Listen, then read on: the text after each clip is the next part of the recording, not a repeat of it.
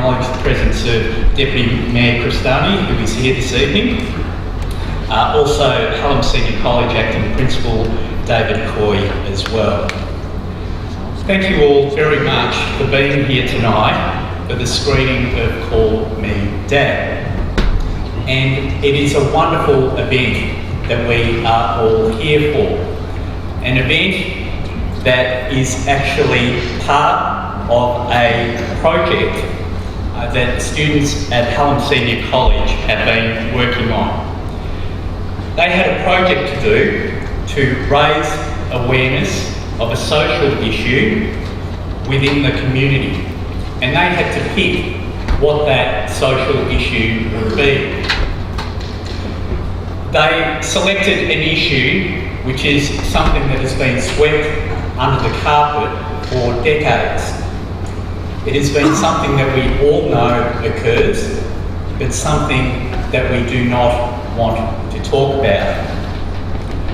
In acknowledging your presence here to support the students, I also want to acknowledge the students themselves to be able to stand up and to be able to talk about family violence in our community. I particularly would like to thank Jason Tigner, PD teacher, as well as Alice Skerry, health teacher, who have been able to guide these students through this journey. They have teamed with David Nugent, a gentleman that I know is known to many of you. For those of you who don't know, David is the founder of M.E.T.A.L. M.E.T.A.L stands for Men's Education Towards Anger and Life. It is an organisation which believes men can change with help. Dave's own experience in dealing with his previous issues has guided his work, and he is now a counsellor, psychotherapist and facilitator for M.E.T.A.L. He runs men's behaviour change programs and also works at several secondary schools helping teenagers. Tonight's screening of Call Me Dad has been the culmination of several months of hard work from the students at Hallam Senior College. The first thing was they had to learn about the issue and how prevalent it is in the community.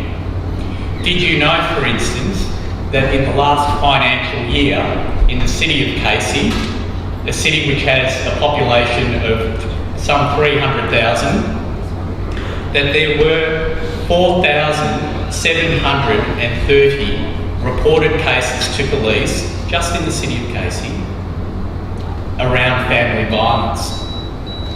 Police say that there'd be at least 2 to 3 times that amount of incidents that weren't reported. It is a social issue whose time has come. Once students were across the issue, they then went about working out how they would make the community further aware of this issue, and they wanted to put on this evening. They wanted to put on this event this evening. They knew that they would have to fundraise. They ran an event, a 24-hour treadmill activity, to raise money for that. They also had to go and speak to members of Parliament, and it was with great pride that I was with Kira Sargent, who spoke to the Minister for Women and the Minister for the Prevention of Family Violence, Natalie Hutchins, and asked for and received $5,000 from the state government to be able to put tonight on. And I congratulate Kira and I congratulate the students for that effort. Well done.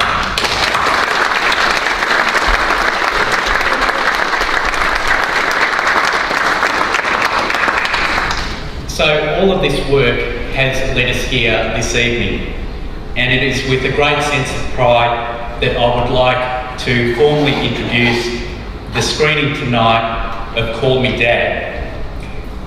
I understand, and I'm looking forward to seeing this for the first time. It is a film that will challenge us, a film that will move us, and also a film which will allow us to raise several questions from different perspectives. And so it's just as well we're having a Q&A panel session after the movie.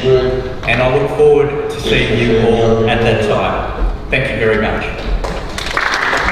Thank you all very much for ensuring that that film was screened tonight. Such a powerful movie, and so incredible to see how lives are being transformed every single day by the likes of people like David Nugent, Jackie Seamark, and the work of the Heavy Metal group. Can you please give them a round of applause?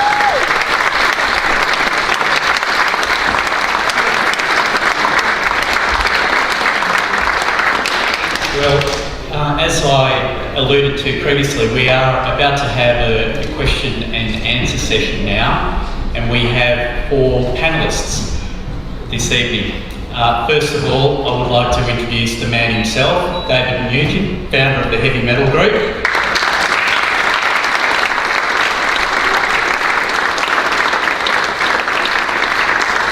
And as you can see from the movie, David founded this group some 15 years ago now, and did so for very good reasons. I'd also like to welcome to the stage Jackie Seamark. You saw her great work.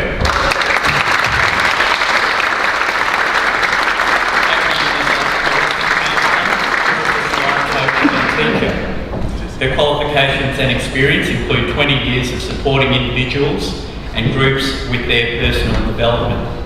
She has been part of the Heavy Metal team for the past 7 years and facilitates the men's program with David, where she is the voice of the women and children and facilitates the women's program too. She started with Heavy Metal when she was invited to share her personal story through family violence. Part of her healing journey included joining a women's group. From joining this group, she was inspired to make a difference and support others by sharing the tools that supported her journey. Thank you, Jack.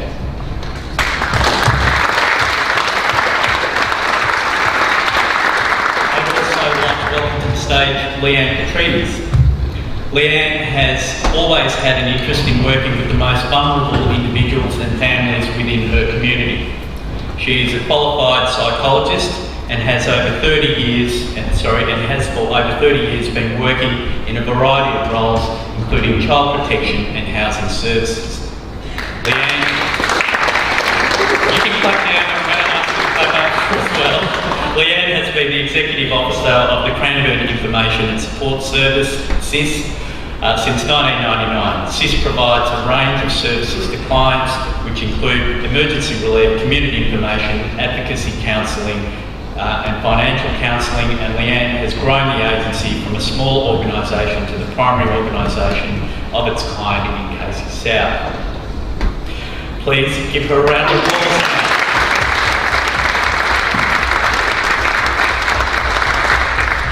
Last and certainly not least, we have Cecilia Lopez.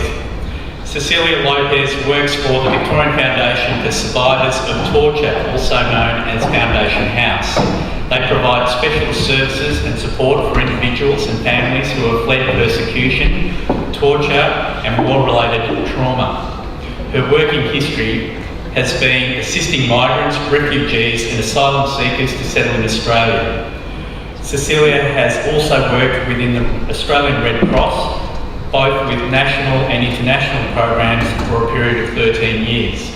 Cecilia is a strong advocate of issues affecting refugees in their settlement in Australia and has taken part in a number of projects over the years centred around health, education and access of services for asylum seekers. Please welcome Cecilia.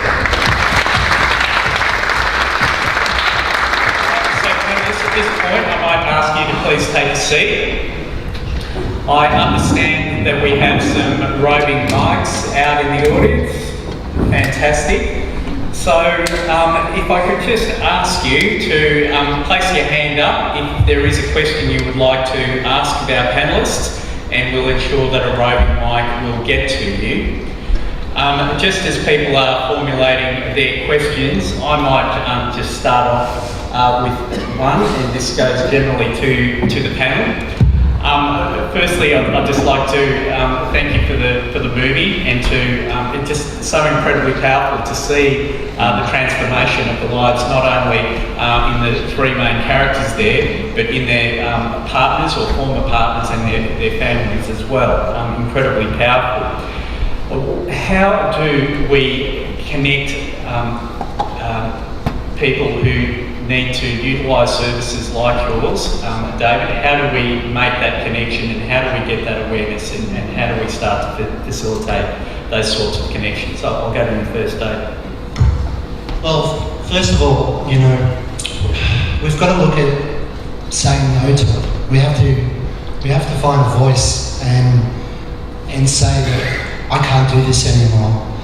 Unfortunately for us blokes, and it's sad in a way, I reflect on my journey. It's actually what took me to put my hand up and get help. It was my partner that said, I can't do this anymore. And that was the turning point. And in this journey, we're working with hundreds and hundreds of men now. Generally, something bad happens, and that's when we put our hand up and get help. But I believe with education and more knowledge and more discussion about this, we can do this a lot earlier. We don't have to wait to that moment when there's something bad that happens, and something like there's a knock on the door and there's a police officer saying you need to remove yourself from the premises.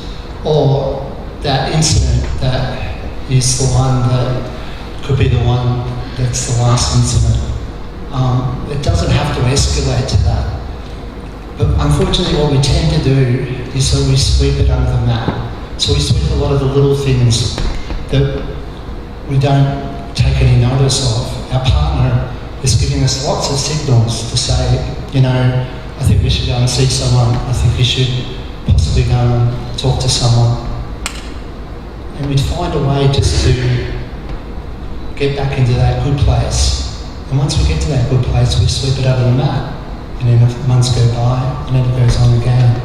So it's about talking about what violence is about. Unfortunately, there's a myth in our community, and that myth in our community is that, and I've come across hundreds of families that hold on to this, that he doesn't hit me, he's not physically violent, so there's no violence in our family. Yet, I have to walk on eggshells around him, I have to check what mood he's in. Kids that I work at school with tell me how, no, I can't talk to that. No, I can't do that, I can't speak, I can't share that. So our family walk on eggshells around us, and for a lot of us guys, we've got blinkers on. So if we can connect with maybe understanding that it's not so easy for our family when we're in that bad mood, when we're feeling frustrated, or we've just, what we think has just been a minimum blowout, those things have a massive ripple effect that just become layers over time. So if we can recognise that earlier and put up our hand and go, hang on, I need to get some help here, we can turn this around and turn it around a lot earlier. So there is no knock on the door, there's no magistrate at the court telling us what we have to do, there's no child protection involvement, we're actually learning how to do it differently. Thanks, Dave. Jackie, would you like to add to that? I'd just like to say that I think information evenings or opening the discussion, like what's happening tonight, is a really powerful step in moving forward because it raises awareness. And tapping into what Dave said about physical violence, the number of guys that come and say, but I've never hit my partner, or women that say, well, I'm angry and frustrated all the time and he doesn't hit me, he doesn't do that. There's a whole lot of lack of awareness of what violence really is. It is so much more than physical violence. And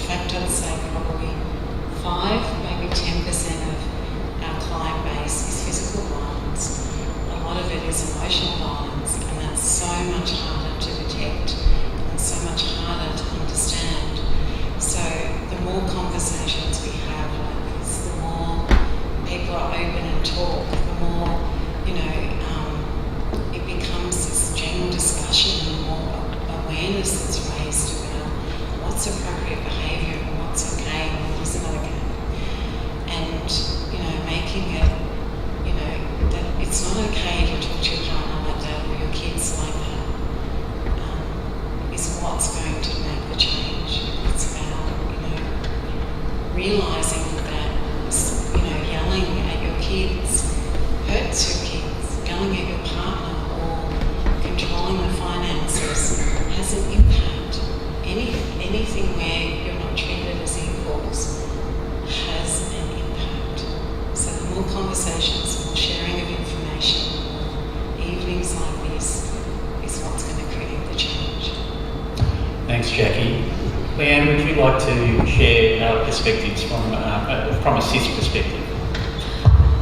I think two things that that really stood out for me from tonight was the research that the students have done and the commentary that they found with regard to the statistics. So not only do we hear of reported cases of family violence, but then there's that statistic that says that the actual cases could be 2 or 3 times or even more.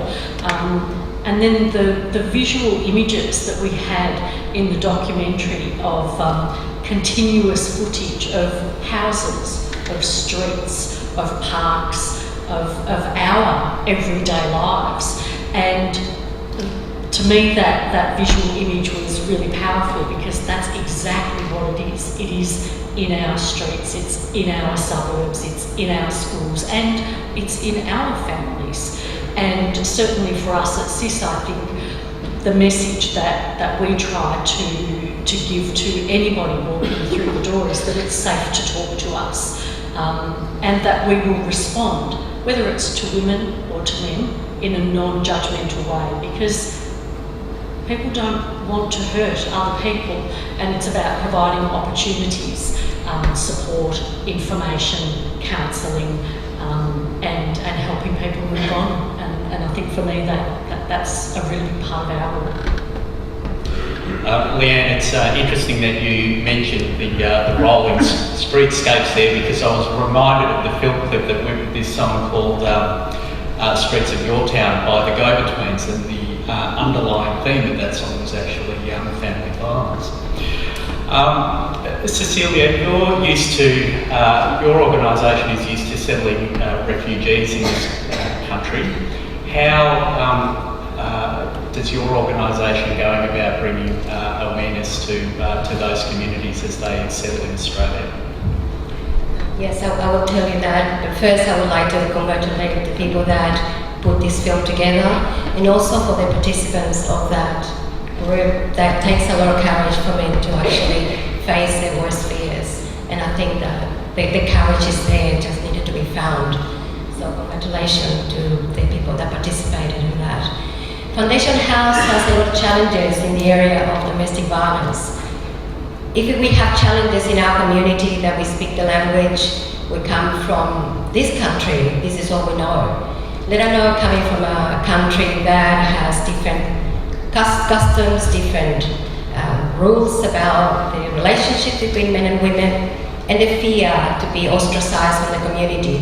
So the challenges are really great. What we do and what I do is go and talk to schools, to language centers, and provide some psych education to the parents. The way that I tackle domestic violence is from the child's perspective. So I talk about the impact of children, just to even when we have, even if there's no violence, but there is the passive-aggressive attitude between the parents or from one parent, how that affects children, how it affects child development and brain development. So I go to schools and I talk to parents, and sometimes I have 10 interpreters and 10 groups, and I have slides that are just pictures, no writing. And I talk to parents about that, about brain development, about how important it is to look at a child in the eyes and give love to that child through that look. In that moment, that child is developing hundreds of neurons in their brain. A smile, kindness. When a child lives in safety in a home that is safe, that child is going to thrive, not when it's not safe. When it's not safe, that child is going to have difficulty at school, with relationships, and with their self-esteem. So I tackle that issue from that point of view. Also, violence is not just what's happening on the surface. We are trauma specialists. So I work from the core of the trauma. What's behind that? I work with men and women, and we have many experiences, many families that come to us, and family violence is behind a lot of their trauma. So I work with torture survivors, and I don't know whether you can even begin to imagine what it's like for a woman or a man to have had perhaps a very fundamental background and then let alone suffer through torture and then come to this country, which is a totally different country to what they experience.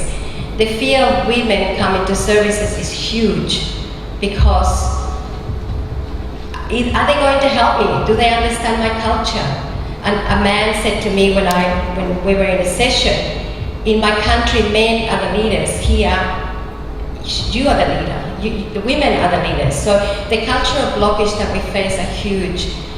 Fortunately, we're able to work with that. We're able to engage people, and we are having a lot of success working with families around this issue. So we do face lots of challenges. Definitely, education really needs to be done at all levels, school levels, primary school, secondary school. Parents need to be educated. Psychoeducation about child development is so important. All parents want the best for their children. We just need to know how to do it and how to do it well. And what we do, understand and how important it is what we already do. So we do more of it. So if you have any questions, how we do. Thanks, Cecilia. The challenge of having to settle in this land where you've been experienced torture in your background is certainly a lens I had not considered before coming this evening. Thank you for that contribution. Have we got hands up? I see there's someone in the front row. Can we get a microphone to the front row? Please stand up, state your name and address the person who you'd like to answer the question. Thank you. Hi, my name's Maria. I just want to say that I thought the documentary was really powerful, and my question, I suppose, or comment is to Dave and Jackie. The ongoing work that you do with the groups, do you find that, say for example, the people in this documentary, do you sort of at some point, do they sort of leave you and they just go on, or are you always, do you continue to connect and touch base with them and see how they are? And just from a concerned point of view, are they okay? Okay. Just before I answer that question, I would like to thank the incredible people that were brave enough to say, yeah, come along and I'll be part of this documentary, and I don't know where it's going to end up, but you know, come into my home and my family and me a group and just fill me on this journey of change. It took incredible courage and strength, so they're an amazing group of people. This was filmed 4 years ago, so we do occasionally contact them, or they contact us, they stay in contact with us. They've all gone on their own journey, and it wouldn't be fair to them to kind of disclose where each of them are now, but they have certainly all made changes in their life, and the journey through the program, the documentary, has certainly been positive for them, I guess, in a lot of ways. So that's, for us, is very rewarding, and I guess with work, it's not always a great outcome with the work we do, but the fact that, you know, they have the majority of the people do make changes, and which is why Dave and I are so passionate about this and continue to do the work that we do. Did you want to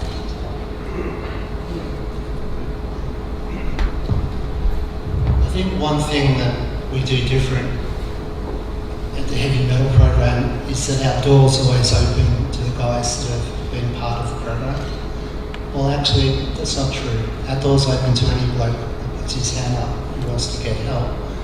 But the good thing about the way we operate is that we find that, because we're all human, so what happens is with time, complacency can set in. And when that happens, we slip back and we can sort of go back to some of our old ways.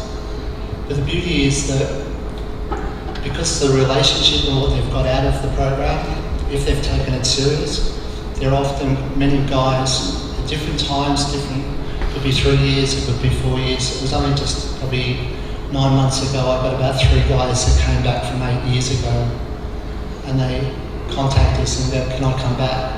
I just need a tune-up. And so we welcome them to come back, and then they come back for and then off they go again. So this journey of change, unfortunately the model's been for a long time a 10 or 12 week program. From the very outset, I've never believed that any man can change in 10 or 12 weeks. So from the very beginning of when I founded Heavy Metal and developed it, it's always been a 40-week program. And as far as I know, we're the only program that offers 40 weeks in Australia, because it takes time. And as you saw through the program initially on that film, there was a lot of kind of struggle for these guys to even just be there and struggle to accept some of the challenges. And it takes that sort of time to kind of work through it. And then we see these light bulb moments, as we call it. And you can't do that in 10 weeks. You can't do it in 12 weeks. It's just a band-aid. And so, yeah, with these guys, some of them have, as Jackie said, keeping in mind confidentiality, but we do keep in touch. And one particular chap I saw recently, him and his wife, it's a continual journey. And so, they're doing well. It's like a wave in life, you go down the bottom of the wave and it can be depressing or challenging, and then it soon moves and comes back to the top. But with these tools and learning more about yourself, it's about being mindful about where we are on that wave and how can I tackle this differently. And they're working through it. And I guess we all are. We're very proud of them for what they've done and what they're doing. I just wanted to add to that. Dave said we recommend a 40-week program. Our program is 40 weeks. It is 40 weeks, and for the women it's open, and the men can come pretty much at any time if they're ready. It's not they have to wait for the start of the next program to engage with us. But it doesn't end at 40 weeks. We've got people that have come for 2 or 3 years because they just get so much from our ongoing support. And the same with the women. And it's not about making the women responsible for the behaviour, but it's about educating and raising their awareness about, the role they play. They're certainly not responsible for what their partners are, perpetrating on them, but there's certain things that they do that can make a huge difference to what happens. And it's about, they get conditioned into a role, so it's about empowering them and giving them life skills. I guess the program really is about encouraging life skills. And if they leave us and they're happy to go and they decide 12 months later or 3 years later, hey, we need to come back, we need to get some more support, our doors are open for them. Okay, do we have another question in the audience? Okay, I've got a couple of, yeah. Hi, my name is Leander, and thank you very much for bringing this documentary to all of us tonight. My question is, I'd like you to share, this question is to everyone, if they could share some advice on how to manage a situation, if you've got a friend or a family member that is in an abusive relationship, and how you can support them. Let's start up the other end. We might go to Cecilia on this one. I think that one of the things that any friend can do is to be there to listen and not to judge, and to be open, provide some resources, and the person will be ready when they're ready to do something about it. Often people are taking a little while to make a move or to make changes in their lives. Remember that somebody's been in an abusive situation, they've been there for a while, and perhaps that abusive situation is not just with the relationship, it's from childhood. So for expectations for somebody to take action sometimes are too great. So being a friend, providing that ear, being non-judgmental, listening, and providing some resources so that person starts becoming aware of what is happening. Some information, some education would be helpful. That would be my suggestion. Leanne? There's not much more I could add. I think you've summed that up beautifully. Perhaps just to reinforce that it often takes people a very long time to, first of all, recognise that they're going through that kind of situation, and secondly, to move on from that. So again, yes, being non-judgmental, just being open, listening, and I guess letting people know that it's okay to take your own time, because there's love as well, and it can be very, very hard to move on from a relationship that has really good times as well as sometimes really bad times. So just to let the person know that you will be there to help them with whatever they need when they need it. I think they've explained it beautifully. Just listening.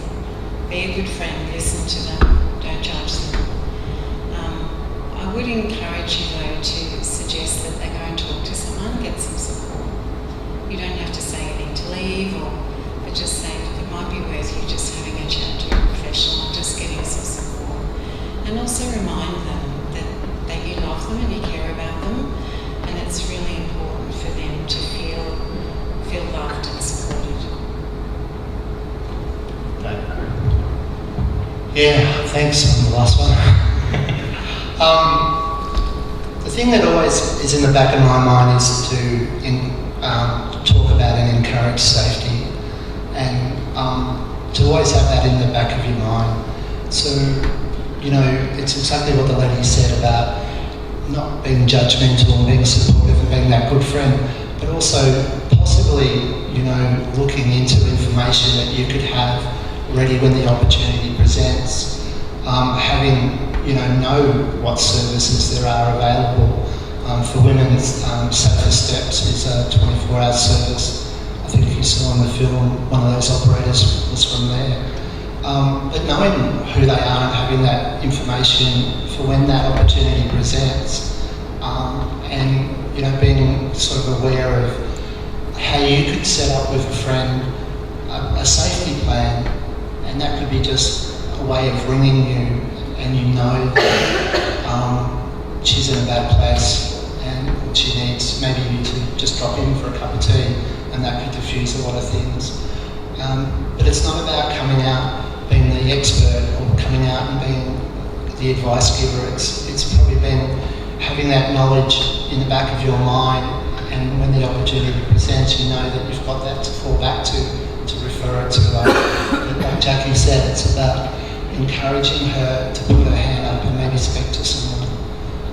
It is difficult because with work we've done with a lot of women, a lot of women don't want to put their hand up for help because they feel ashamed that they want to talk about this, and they feel ashamed that there might be family violence in their family, and that they see themselves as failing as a partner. So it'd be a really sensitive and a big step to go forward. And I think, you know, again, we put too much emphasis on this word violence, even with the men. You know, I often initially talk with men about their anger problem. I don't sort of talk too much initially about violence, because the word violence kind of has this sound about it, an impact about it, that, you know, I must be a really bad person, or I'll argue the point that I'm not violent because of how we're taught, how our community is, you know, how we're raised about it, because we think violence, as I mentioned earlier, is about punching or physically hitting someone. And as we've mentioned before, there's a lot of other types of violence. You know, in this community of ours, 1 in 4 women are affected by emotional abuse. 1 in 4. You know, and I often think if I stand on a corner of Flinders Street and watch all the people walk past, how high that statistic is. And 1 in 4 from the age of 15 have been sexually abused. 1 in 4. It's huge. So it's like Nan said about the film showing the streets and the houses. It's everywhere. Thank you. We have time for one more question, and the hand has gone up. Please stand up.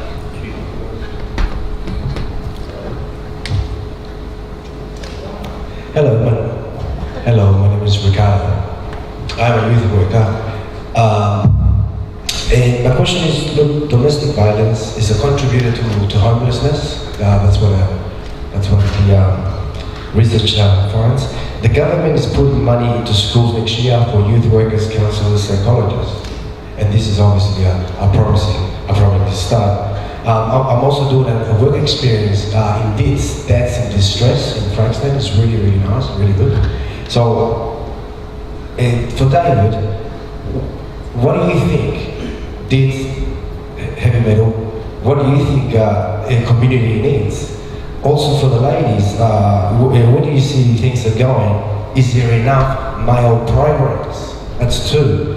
Without confusing too much. So we got Ryan here, right? He's maybe in a VCE, so he needs to be inspired, right? So in order for us to be leaders, we need to sort of encourage, not necessarily male over 30 or over 40, 50, but how about we start maybe teaching to inspire young Ryan here in order for him to develop and maybe teach a specific, his age group, youngest, we've got a lot of young people to inspire, right? And also, if we can teach them, that'd be also fantastic. So what do you think, David, for the first question, what do you think we need for next year? A little bit lost on all of that. That was a lot there. But the first question is, what do we need? How can government help? Yeah, look, if you know heavy metal's not government funded. How I got the idea about starting heavy metal, I was sharing with someone earlier tonight, I was at a family violence forum years ago down on the peninsula, and a police officer, I think he was acting commissioner at the time, I'm not sure of his name, said to the audience that this is a community problem and it needs to start at root levels within the community. And the way he said that, I don't know what happened, but all of a sudden I had this huge light bulb moment come on, and I go, you know what? I'm going to start a program, and I'm going to just do something about it.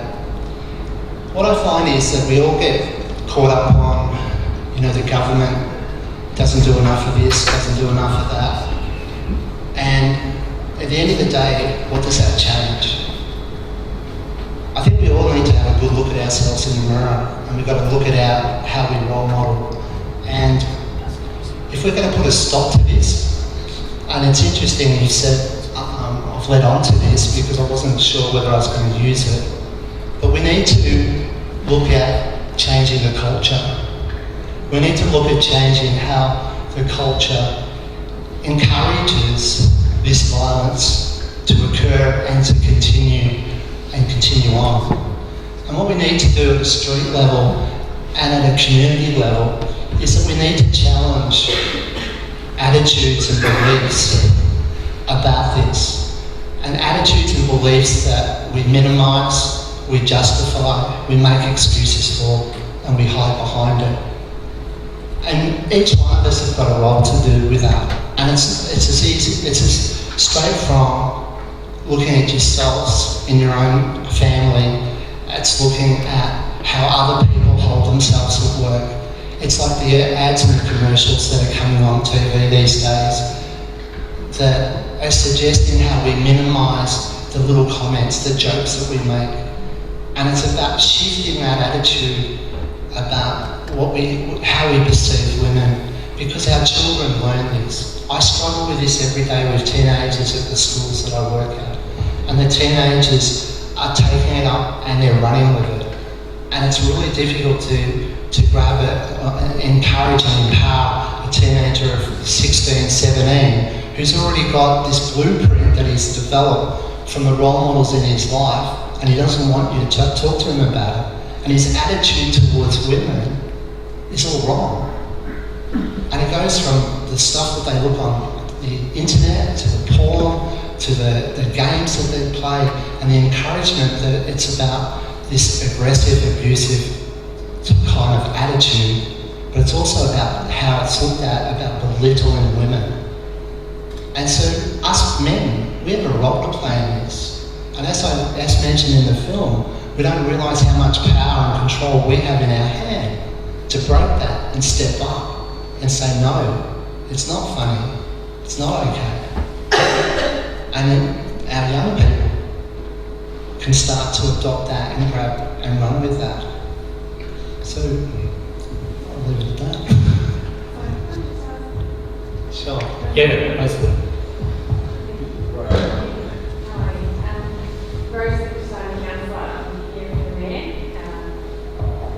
Contact with Mayor on my phone tonight, and she's asked me how it's going on here in her place, and she couldn't be here tonight, but she sends her regards. And I said, she said, how's it going? And I said, it's so good. And I said, I think we should look at getting them nominated for a movie award, and it would get you more well known. So I really want to work on that. That's something maybe government could help with. Does that mean we can go to a gold lady night? Well, why not?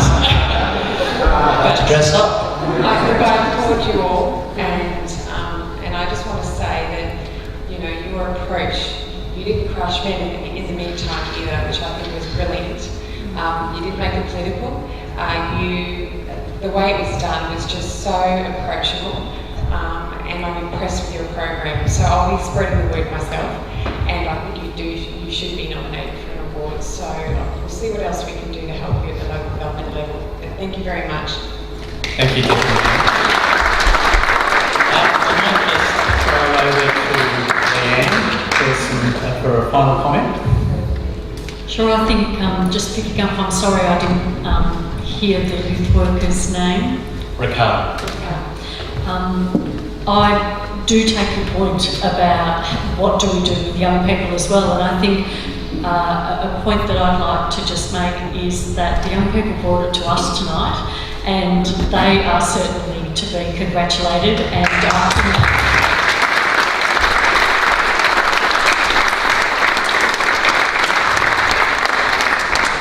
sometimes we forget what young people can teach us. I guess that's from my perspective. But thank you all very much for the opportunity. I've really appreciated it. And as David has said, we need to continue the dialogue, because the more we talk about it, it's a bit like mental health, it's a bit like homelessness. The more we talk about these issues, the more the community gets on board, the more difference can be made. Hi, my name is Riley and this is Sophie, and we're a part of the intermediate PDS class that have worked with Dave Nugent from M.E.T.A.L to organise this event tonight, and a part of our community project focused on raising awareness for family violence. Given the success of tonight's event, we know how important this issue is for the students of Pelham and broader community. We're really proud of the work we have done and would like to thank Dave Nugent for the opportunity of putting together this event, which now brings our community project to an end. We would like to sincerely thank all of our panel members and our MC for the night. As a token of our appreciation, I hope you'll accept a small gift for your effort being here tonight and the contribution you have made to the concert. In conclusion, I would once again like to thank everyone for taking part in this important discussion, and we hope you can support our local community to bring the social change and awareness in this area. Thank you and good night.